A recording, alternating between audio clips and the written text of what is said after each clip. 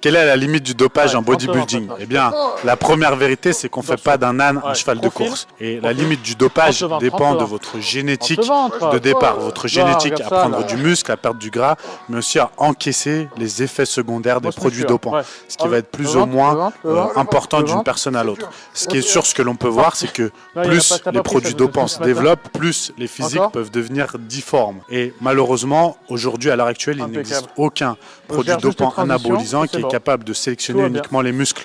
Dans les recherches scientifiques, oui, mais on voit bien qu'en pratique, non, parce que les bodybuilders, absolument tous, ont les viscères qui grossissent, les organes qui se développent, et notamment, on observe chez les bodybuilders un excès énorme, souvent d'estomac, bien qu'avec le posing, ils arrivent à le contrôler et que ça soit plus ou moins important de l'un à l'autre. Alors oui, c'est aussi les quantités de nourriture ingérées, mais n'empêche qu'il ne faut pas cacher que les produits dopants jouent énormément sur ça, et c'est un des risques majeurs sur la santé, c'est que quand on développe une masse musculaire énorme,